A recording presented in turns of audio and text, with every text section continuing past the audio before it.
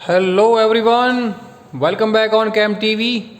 बच्चों, previous lecture तक हमने चैप्टर नंबर 8 ख़त्म कर दिया। अभी हम चैप्टर नंबर 9 स्टार्ट करेंगे। आपको स्क्रीन के ऊपर दिख रहा होगा चैप्टर नंबर 9 जो है। उस चैप्टर नंबर 9 के अंदर हमें सबसे पहले तो थोड़ा इंट्रोडक्शन ले लेना है चैप्टर नंबर 9 का, कि किस तरीके से कौन कौन सी प्रॉपर्टीज़ हम अप्लाई करेंगे उसके ऊपर। प्रॉपर्टीज़ के साथ साथ कौन कौन सी ऐसी चीज़ें होगी जिसको हमें ध्यान में रखना है, वो सारी बातें हम पढ़ेंगे, ठीक है। और हमारे रूल के हिसाब से जैसे ही चैप्टर ख़त्म होगा उसके बाद आखिरी लेक्चर के अंदर हम एक शॉट में पूरा क्या कर लेंगे, पूरा हम चैप्टर को रिकैप कर लेंगे, ठीक है। चलिए, सबसे पहले तो एरियाज़ ऑफ पैरेललोग्राम और ट्राइंगल, उसके कुछ टर्म समझाता हूँ आपको। सबसे पहले चैप्टर का नाम समझिए। एरियाज़ ऑफ पैरेललोग्राम का मतलब क्या है कि मेरे पास पैरेललोग्राम अगर है तो उनके एरिया क्या होंगे। तो सबसे पहले तो हमारे पास बहुत से ऐसे फिगर है जिसका एरिया का फॉर्मूला मेरे पास है। फॉर एन एग्जांपल, जैसे बता रहा हूँ, एक एग्जांपल दे रहा हूँ कि जैसे कि भाई मेरे पास राइट एंगल ट्राइंगल है तो उसका एरिया मेरे पास है 1/2 बेस इंटू हाइट। क्लियर ना, 1/2 बेस इंटू हाइट। शायद ये चीज़ आप 8th में भी पढ़े होंगे। ओके, मेरे पास ऐसे ही अगर इक्विलेटरल ट्राइंगल होगा, इक्विलेटरल ट्राइंगल, तो उसका भी मेरे पास फॉर्मूला है √3/4 साइड स्क्वायर। एक्चुअली में ये चीज़ आप पढ़े नहीं होंगे, लेकिन फिलहाल सिर्फ आपको बता रहा हूँ, √3/4 साइड स्क्वायर। क्लियर। और अगर मेरे पास स्केलन ट्राइंगल होगा, मतलब कि एक भी साइड सेम नहीं होगी, तो उसके लिए फिर मैं, अगर मेरे पास स्केलन ट्राइंगल होगा, एक भी साइड जिसकी सेम नहीं हो, तो उसके लिए मैं हेरोन्स फॉर्मूला यूज़ करूँगा, जो आपको चैप्टर पढ़ना ही है पूरा, आगे जाके हम उसको पढ़ेंगे, ठीक है। तो इन शॉर्ट ये सारे फॉर्मूला मेरे पास ऑलरेडी है, हर एक के लिए अलग अलग फॉर्मूला होते हैं, ठीक है। तो वैसे ही जैसे कि मैं अगर बात करूँ रेक्टेंगल, तो रेक्टेंगल के लिए मेरे पास क्या है, लेंथ इंटू ब्रेड। रेक्टेंगल का एरिया ढूंढना हो तो रेक्टेंगल का एरिया मेरे पास है लेंथ इंटू ब्रेड, है ना। बस स्क्वायर का एरिया ढूंढना हो तो एल स्क्वायर, जैसे मैं यहाँ पे लिख देता हूँ। चलो, जैसे कि भाई मुझे रेक्टेंगल का एरिया ढूंढना हो तो मैं क्या लिखता हूँ, लेंथ इंटू ब्रेड। मैं अगर स्क्वायर का एरिया ढूंढना चाहूँ तो स्क्वायर के एरिया में क्या लिखता हूँ, लेंथ का स्क्वायर, ठीक है। वैसे ही मैंने जो अलग अलग शेप पढ़े थे, जिसके अंदर हमने पैरेललोग्राम के बारे में बताया था, रोम्बस के बारे में बताया था, क्लियर। तो वो हर एक शेप के लिए उनके एरियाज़ के कुछ पर्टिकुलर फार्मूलाज हैं। वो फार्मूलाज तो आपको याद करने ही है, आई मीन रखने ही हैं, बट उनकी कुछ प्रॉपर्टीज़ के बारे में मेन पढ़ना है इस चैप्टर के अंदर, ठीक है। तो उसके अंदर खास ध्यान दीजिएगा। जैसे कि मैं फ़िलहाल आपको बता रहा हूँ सिर्फ कि जैसे कि मुझे एरिया ऑफ पैरेललोग्राम की बात करनी हो, अगर मुझे पैरेललोग्राम के एरिया के बारे में डिस्कस करनी है, तो पैरेललोग्राम के अंदर मैं उसका एरिया लिखता हूँ बेस इंटू हाइट। सिर्फ एरिया, ये फॉर्मूला है उसका, बेस इंटू हाइट। ये आप याद कर लीजिए तो ज़्यादा बेटर रहेगा, क्लियर। वैसे ही अगर मैं रोम्बस के लिए लिखना चाहूँ तो रोम्बस के लिए भी मेरे पास फॉर्मूला है 1/2 डायगोनल 1 इंटू डायगोनल 2, यानी कि sorry multiply into diagonal 2।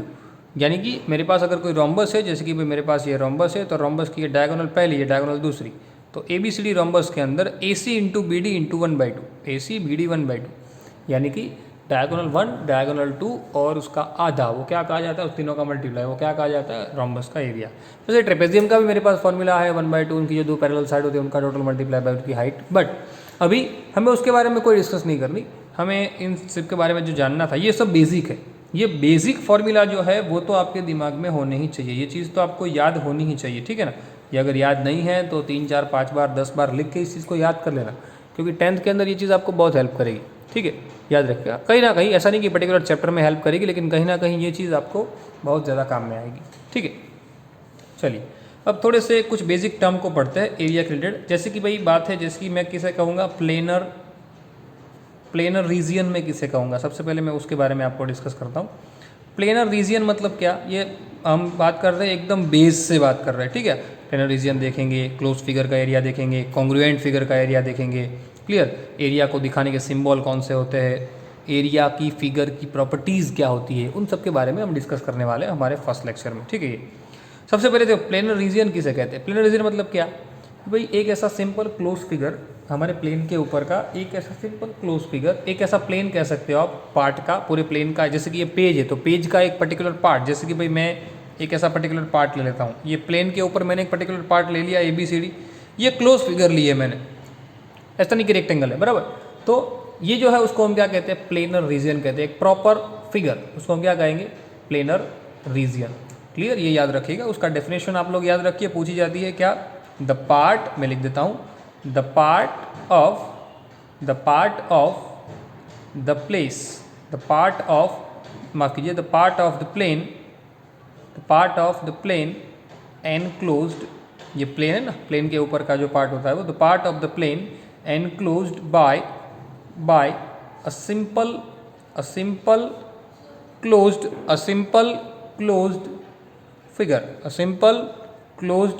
figure is called planar, is called a planar region corresponding to the figure,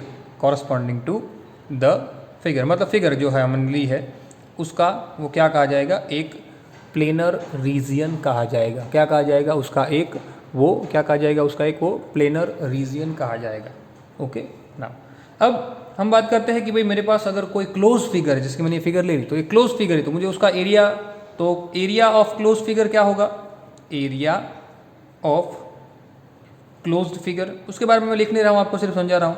कोई भी क्लोज फिगर हो सकती है, जैसे कि मैंने यहाँ पे जितनी भी बताई है ना, वो सबके सब क्लोज फिगर है, तो वो क्लोज फिगर का एरिया भी मैं बता सकता हूँ। ठीक है, समझ में आई बात। तो यहाँ पे जितने भी मेरे पास क्लोज फिगर है, उसका अगर मुझे एरिया लिखना हो तो मैं एरिया भी लिख सकता हूँ, एरिया ना लिखना हो तो मैं फिगर के अंदर समझा सकता हूँ। अलग अलग मेरे पास जितने भी क्लोज फिगर है, वो हर एक क्लोज फिगर के लिए मैं अलग अलग एरिया लिखता हूँ। जैसे कि मैं राइट एंगल ट्राइंगल लेता हूँ, जैसे कि भाई मैं इक्विलेटरल ट्राइंगल लेता हूँ, मैं स्केलेन ट्राइंगल लेता हूँ, मैं रेक्टेंगल लेता हूँ, स्क्वायर लेता हूँ, पैरेललोग्राम लेता हूँ। ठीक है, चलिए आगे बढ़ते हैं। ये जो है वो एरिया ऑफ क्लोज फिगर के बारे में बात कर रहे हैं। तो ये सारे के सारे जितने भी फिगर मैंने यहाँ पे बताए हुए हैं, वो सब के सब क्लोज फिगर ही है, बराबर। तो उसका एरिया हम पर्टिकुलर कोई फार्मूला से दिखाते हैं। ठीक है ना, समझ में आई बात। और एक चीज़ आपको यहाँ पे याद रखनी है कि वो एरिया कभी भी नेगेटिव नहीं होता, कभी भी एरिया नेगेटिव नहीं होता। एरिया जो है वो ऑलवेज पॉजिटिव ही रहता है, कभी भी मेरा एरिया नेगेटिव नहीं होगा। इस बात को अच्छी तरीके से याद रख लेना। ठीक है, चलिए अब बात करते हैं next, areas of congruent figure के बारे में। जैसे कि मेरे पास दो कॉन्ग्रुएंट फिगर है, कॉन्ग्रुएंट के बारे में मैंने आपको बहुत सारी बार डिस्कस कर लिया, मैंने ट्राइंगल में भी समझाया था, इवन मैंने क्वाड्रिलेटरल में भी आपसे डिस्कस किया था।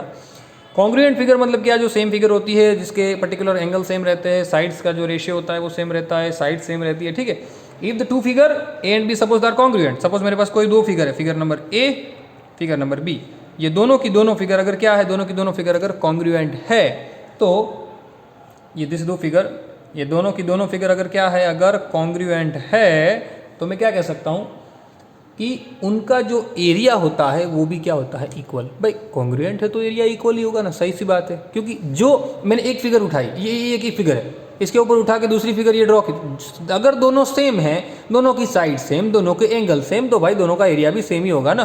क्लियर, तो वो दोनों एरिया अगर सेम है तो वो दोनों क्या कहे जाएंगे, एक दो कॉन्ग्रुएंट अगर वो है क्या, अगर वो कॉन्ग्रुएंट है, समझना बच्चों, क्या अगर वो कॉन्ग्रुएंट है तो उनका एरिया जो है, area of figure A and area of figure be always equal. तो ये चीज़ भी आप लोग याद रखिए कि कॉन्ग्रुएंट फिगर्स के जो एरिया होते हैं वो भी क्या रहते हैं, सेम रहते हैं। ठीक है ना, अब कुछ सिंबल, जैसे मैंने यहाँ पे पूरा लिखा, देखिए area of A, area of B, लेकिन पूरा हर वक्त तो हम इतना बड़ा लिखेंगे नहीं, तो उसको दिखाने के कुछ पर्टिकुलर शॉर्ट फॉर्म है। तो वो शॉर्ट फॉर्म आप लोग देख लीजिए कि एरियाज़ को दिखाने के शॉर्ट फॉर्म कौन कौन से हैं।